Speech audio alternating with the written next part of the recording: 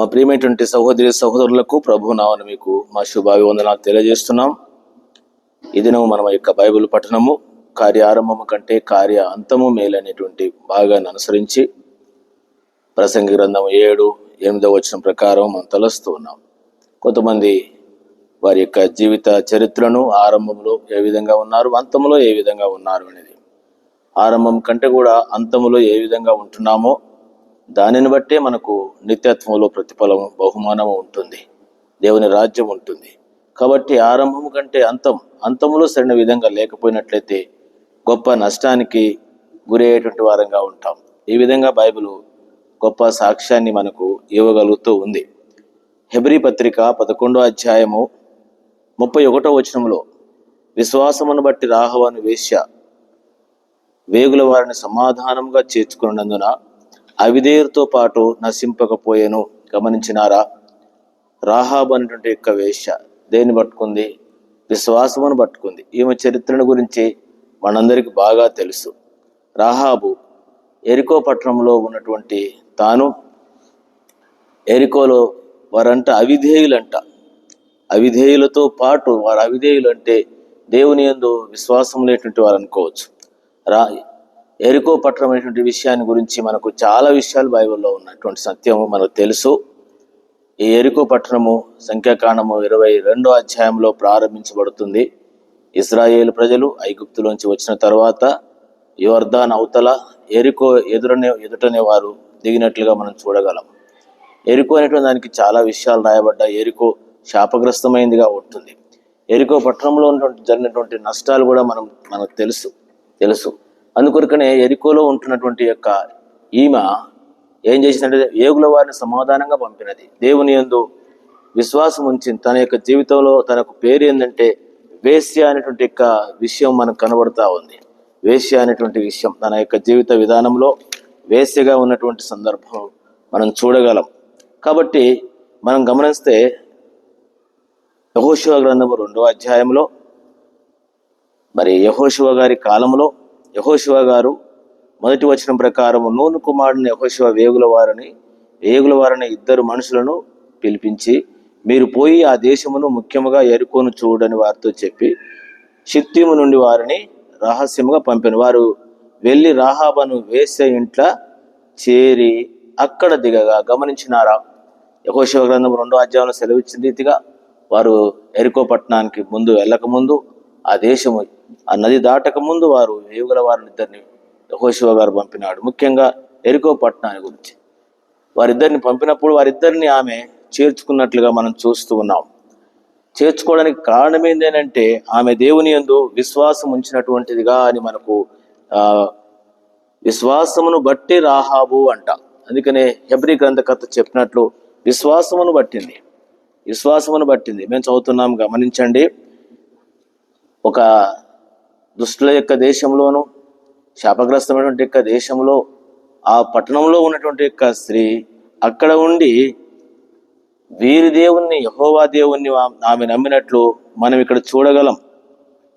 అందుకనే వారిద్దరిని దాచిపెట్టి వారు లేరని, వారు వెళ్ళిపోయినారని చెప్పేసి రాజుగారికి అబద్ధం చెప్పి, అయినా కూడా వారికి తన రక్షణ కొరకు, తన యొక్క జీవితము బ్రతికించబట్ట కొరకు ఆమె చేసినట్టు యొక్క విషయాన్ని మనము చూడగలం.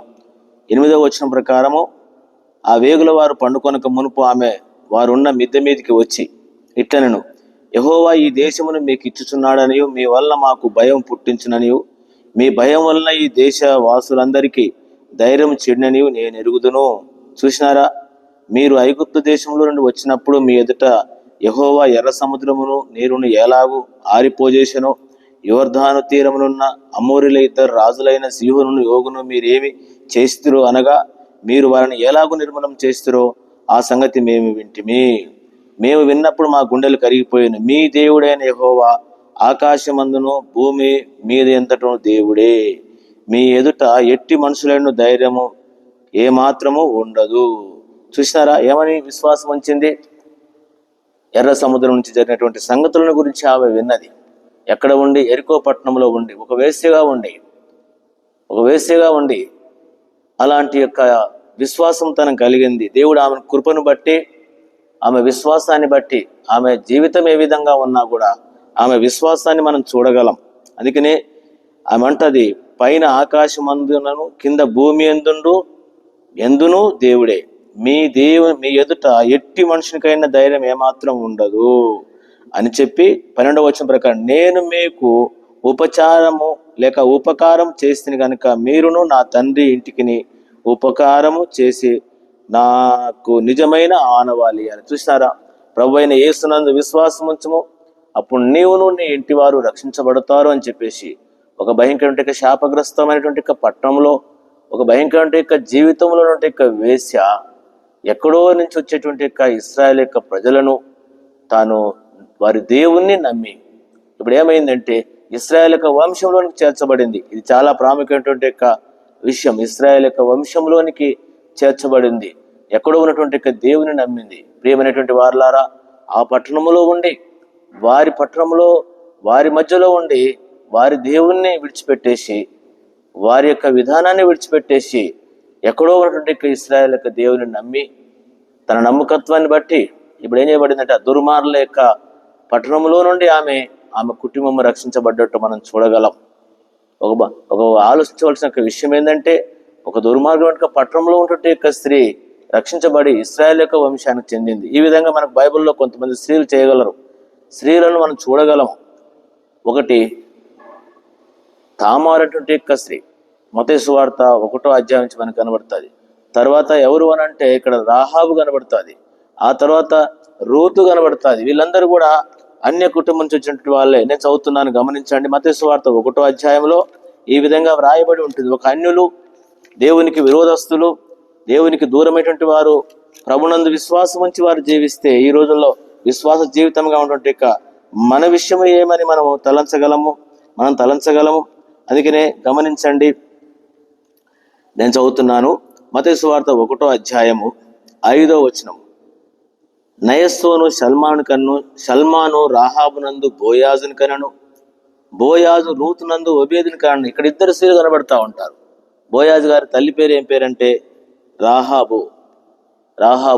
ఓబేదు తల్లి పేరు ఏం పేరు అని అంటే రూతు. వీరందరూ ఎవరంటే అన్య దేశంలో ఉన్నటువంటి వారు నిజమైనటువంటి దేవుణ్ణి నమ్మి వారి జీవితాలను మార్చుకొని మీ దేవుడే నా దేవుడు అని చెప్పేసి వచ్చినటువంటి వారి జీవితాలు మనం చూడగలం.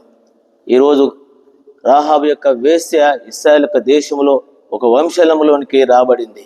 ప్రియమైన దేవుని బిడ్డలారా, కార్య ఆరంభం కంటే కార్య అంతము మేలని చెప్పేసి మనము చదువుతూ ఉన్నాం ఎరికో పట్టణాన్ని గురించి. ఇక్కడి నుంచి ఎరికో పట్టణం నుంచి ఒక ఆవిడ తన కుటుంబం అంతా కూడా రక్షించబడింది. ఆ ఎరికో పట్టణంలో ఆశించి ఆకానటువంటి వాడు నష్టపోయినటువంటి దినాల్లో చూస్తూ ఉన్నాం. అందుకనే ఇదే కాదు, ఈ వచ్చడానికి ఇంకా ఆధారం ఏంటంటే ప్రభు అయిన యేసునందు విశ్వాసం ఉంచు, అప్పుడు నీవు నీ ఇంటి వారు. ఇక్కడ రాహాబు అంటే వేశ్య తానే కాదు, తన ఇంటి వారందరూ రక్షించుకుంది. ఈ మాట మనం అనుసరించి చూస్తే చెరసాల నాయకుడు తాను ప్రభునందు విశ్వాసం ఉంచినాడు, తన ఇంటి వారిని అందరినీ కూడా రక్షించుకున్నాడు. లూదియా అంటే దైవ భక్తురాలు కూడా ప్రభు అయిన యేసునందు విశ్వాసం ఉంచింది, తమ ఇంటి వారందరూ కూడా బాప్తిసం తీసుకున్నట్టుగా ఉంటున్నాం. చివరి దినాల్లో ఉన్నాం, భయంకరమైన దినాల్లో ఉన్నాం. కాబట్టి మనం ఏ విధంగా ఉంటాం, కార్య ఆరంభం కంటే రాహాబు వేశ్యను మనం చూసినాం, అంతము ఆమె ఆరంభం చూసినాం, అంతము. ఇంకొక విషయం ఏంటంటే బైబిల్ పరంగా వేశ్యలు అని అంటే బైబిల్లో రాయబడిన మాట ఏంటంటే నిన్ను సృష్టించిన వాడు నీకు భర్త అని ఉంది. దేవుడు అంటే భర్త అన్నమాట, భర్త. అందుకని అధిక భక్తి లేక అధిక విగ్రహారాధన, అతి భక్తి ఆరాధన కూడా అది వేశ్య జీవితానికి వ్యభిచారం కింద వస్తుంది. ఈ విధంగా మాట చూస్తే మనం కూడా అట్లాంటి వాళ్ళమే. రాహాబు ఏ విధంగానైతే అట్లా ఉందో మనం కూడా అనేక పూజలు పునస్కారాలు లేక ఇతర దేవతలను మొక్కినటువంటి మనం ఎరుకో లాంటి పట్టణ లోకంలో ఉన్నటువంటి మనలను కూడా మన ప్రభు అయిన యేసునందు విశ్వాసం ఉంచడం ద్వారా దేవుడు మనం రక్షించినాడు. ఈ దినం వరకు కాపాడుతున్నారు. మన జీవితంలో మన విశ్వాసం ఏ విధంగా మనం ప్రారంభించబడినామో నేటి దినాల్లో చివరి దినాల్లో కూడా అలాంటి విశ్వాసం మనం కలిగి ఉండవలసిన వారంగా ఉంటున్నాం. రాహాబు మనకు ఒక మంచి సాక్షికరమైన విశ్వాసాన్ని పట్టుకొని దాన్ని బయటకు వచ్చింది. మనం కూడా మన సహవాసం కూడా విశ్వాసంతో ప్రారంభించబడింది. కాబట్టి ఆ విశ్వాసాన్ని మనం కాపాడుకొని చివరి వరకు ప్రభు కొరకు విశ్వాసంగా జీవించడం ద్వారా దానిని బట్టే రేపు మనం ప్రతిఫలం పొందగలం. కాబట్టి ఈ మాటలు జ్ఞాపకం పెట్టుకొని కార్య ఆరంభం కంటే తన ఆరంభం చూస్తున్నాం, అంతం ఏ విధంగా ఉంది, తానేక తన కుటుంబాన్ని కూడా రక్షించుకున్నట్టుగా మనం చూస్తున్నాం. మనము కూడా అలాంటి విశ్వాసం కలిగి ప్రభు కొరకు ఈ చివరి దినాలలో నమ్మకంగా ఉండాలని ప్రభువు నామమున మీ అందరికీ మనవి చేస్తూ ఉన్నాం, ప్రార్థన చేస్తాం. ప్రియమైన తండ్రి, ఈ భాగంలో వచ్చి మాతో మాట్లాడుతూ వచ్చినారు. మేము కూడా మిగిలినటువంటి శ్రేష్ఠ జీవితంలో నీ బిడ్డలముగా నీ కొరకు ఆ విధంగా జీవించడం సహాయపడమని యేసు ప్రభు నామమున ప్రార్థించి వేడుకుంటున్నాం తండ్రి. ఆమేన్.